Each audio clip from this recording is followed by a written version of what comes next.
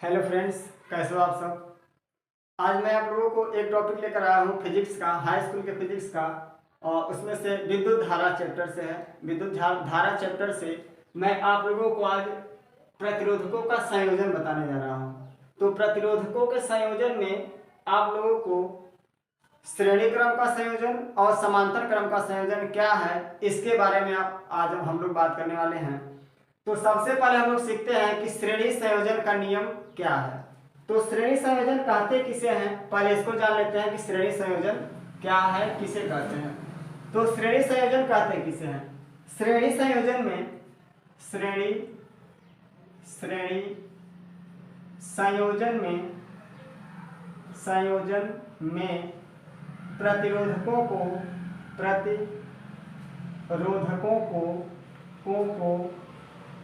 इस प्रकार जोड़ा जाता है इस प्रकार जोड़ा जाता है कि पहले प्रतिरोध का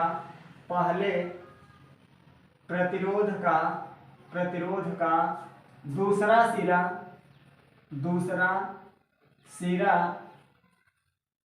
दूसरे प्रतिरोध के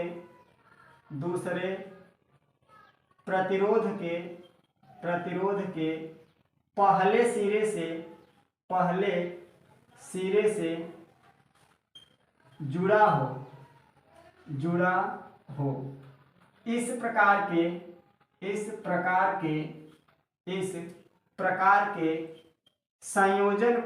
संयोजन को श्रेणी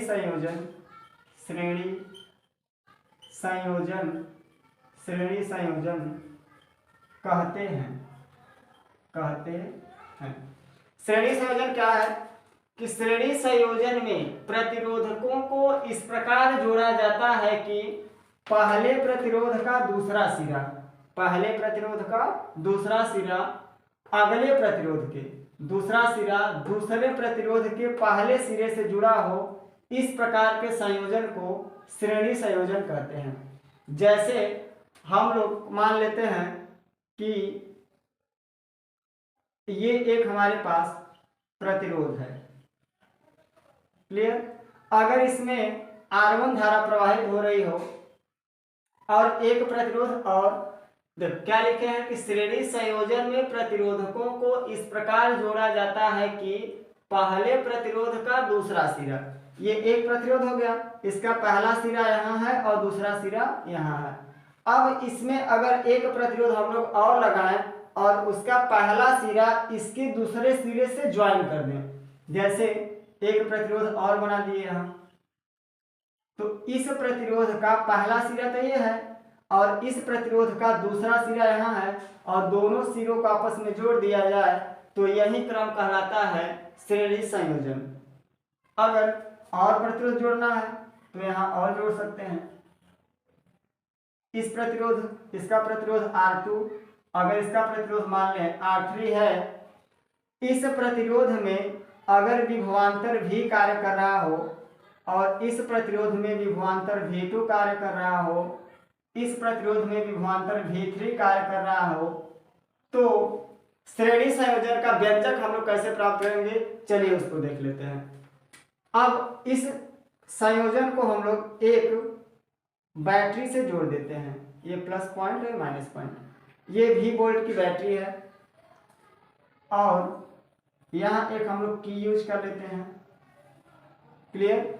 अब इसमें से I धारा प्रवाहित हो रही है, इसमें I धारा, सब में I धारा। एक बात आप लोग ध्यान दीजिएगा, आप सबको बोर्ड एग्जाम में बहुत क्वेश्चन पूछा जाता है कि किस क्रम में धारा का मान समान होता है। किस क्रम में धारा का मान समान होता है। ये आपके लिए बहुत मोस्ट टॉपिक होने वाला है, ध्यान दीजिएगा। किस प्रकार के क्रम में धारा का मान समान होता है, तो श्रेणी क्रम में धारा का मान समान होता है। तो अगर इसमें भी I धारा प्रवाहित हो रही है, इसमें भी I धारा, इसमें भी I धारा, क्लियर, सभी जगह I धारा प्रवाहित हो रही है, तो हम सब श्रेणी क्रम का व्यंजक प्राप्त करेंगे। तो आगे श्रेणी क्रम का व्यंजक कैसे प्राप्त करेंगे उसको आगे देख लेते हैं। तो देखिएगा श्रेणी क्रम का व्यंजक कैसे प्राप्त करेंगे, चलिए इसको देखते हैं। श्रेणी क्रम का व्यंजक, तो श्रेणी क्रम का व्यंजक प्राप्त करने के लिए क्या करेंगे, तो आपका ये फिगर बन करके तैयार। एक बार फिर से देख लेते हैं कि श्रेणी संयोजन है क्या। श्रेणी संयोजन में प्रतिरोधकों को इस प्रकार जोड़ा जाता है कि पहले प्रतिरोध का दूसरा सिरा, अगर ये प्रतिरोध है पहला वाला तो इसका दूसरा सिरा यहाँ है, अगले प्रतिरोध के पहले सिरे से जुड़ा हो, तो इस प्रकार के संयोजन को, परिपथ को श्रेणी संयोजन कहते हैं। अगर हम लोग मान लें कि माना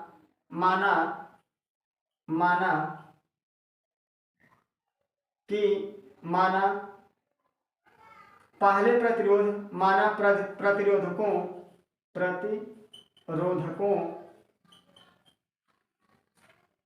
R1 R2 R3 को श्रेणी क्रम में जोड़ा गया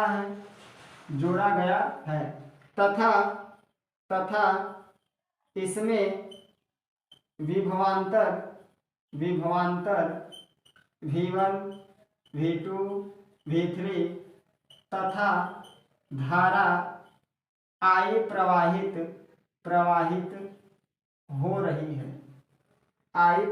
हो रही है।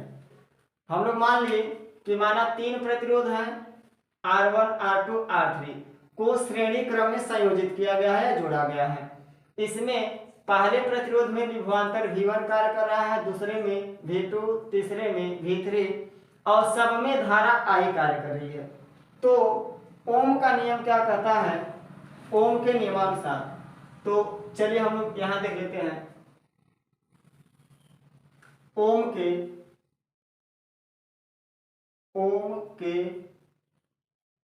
नियमानुसार, ओम का नियम क्या कहता है कि यदि किसी चालक की भौतिक अवस्था विशेषता ताप में कोई परिवर्तन न किया जाए तो उसमें से होकर बहने वाली धारा उनके सिरों पर लगाए गए विभवांतर के अनुक्रमानुपाती होती है, अर्थात V प्रोपोर्शनल I।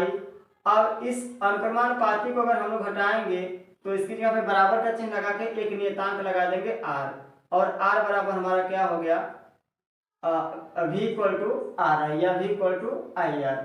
तो ओम का नियम क्या कहता है, चलिए ओम के नियम से हम लोग पहले प्रतिरोध में निकालते हैं कि पहले प्रतिरोध में विभवांतर कितना है। तो यहाँ लिखेंगे पहले प्रतिरोध में विभवांतर। तो पहले प्रतिरोध में विभवांतर कितना आएगा, तो विभवांतर, पहले प्रतिरोध में विभवांतर क्या है V1, और हम लोग फार्मूला क्या पढ़े V इक्वल टू IR। तो V की जगह पे V1 लिखेंगे और R1, R की जगह क्या लिखेंगे R1, क्योंकि प्रतिरोध कितना है R1। तो यहाँ V बराबर क्या लिखेंगे, I पहले लिख देते हैं, I R1, इसको कंडीशन फर्स्ट बना लेते हैं। अब निकालते हैं दूसरे प्रतिरोध में।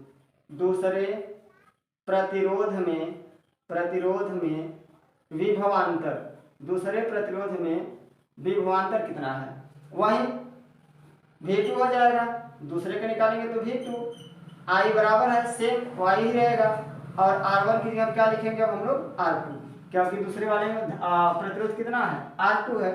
इसको कंडीशन नंबर 2 फिर निकाल देते हैं। तीसरे प्रतिरोध में विभवांतर, तीसरे प्रतिरोध में विभवांतर क्या होगा, V3 इक्वल टू IR3, इसको कंडीशन नंबर 3 बना देते हैं। अब तीनों समीकरण को जोड़ दें, तीनों समीकरण को क्या करेंगे जोड़ने पर, तो यहाँ लिखेंगे समीकरण 1 + 2 + 3। तो तीनों को क्या करेंगे, LHS वाले को जोड़ लेते हैं, इक्वल टू RHS वाले को जोड़ लेते हैं। तो V1 + V2 + V3 equal to RHS जोड़ते हैं IR1 + IR2 प्लस IR3, तीनों को जोड़ दिए। अब यहाँ से I तो हमारा सब में कॉमन हो रहा है, तो इसको कॉमन ले लेते हैं। V1 plus V2 plus V3 equal to I common हो गया, तो R1 plus R2 plus R3। Clear. अब यदि हम लोग मान लें कि माना परिपथ में विभवांतर भी कार्य कर रहा हो तो इसकी जगह हम लोग पूरे की जगह क्या लिख देंगे, v इक्वल टू I को क्या करें, इसके बटे मिला दें, v बटे I equal to R1 plus R2 plus R3। Clear. अब हम लोग पढ़े हैं कि V बराबर I R। यदि हम लोग I को ट्रांसफर इस साइड कर दें तो गुणा के रूप में है, तो भाग के रूप में हो जाएगा, तो V बटे I इक्वल टू R। तो जहां R रहेगा वहां हम लोग V बटे I लिख देंगे, और जहां V बटे I रहेगा वहां हम लोग R लिख देंगे। तो यहाँ देखिए V बटे I है, तो V बटे I की जगह हम क्या लिख देंगे, R equal to R1 plus R2 plus R3। यदि इसमें तो तीन ही प्रतिरोध हैं, अगर और प्रतिरोध होते तो हम लोग यहाँ प्लस करके ऐड करते जाएंगे, तो plus add dot dot dot ऐसे लगाते जाएंगे, तो ये हमारा निकल के आ गया श्रेणी संयोजन का व्यंजक, श्रेणी संयोजन का सूत्र। तो आशा करता हूं कि आप लोगों को ये वीडियो बहुत अच्छी तरीके से समझ में आया होगा। तो इस वीडियो को आप सब लाइक करिए तथा शेयर करिए, और कमेंट बॉक्स में जरूर कमेंट करिएगा कि आप सबको ये वीडियो कैसी लगी।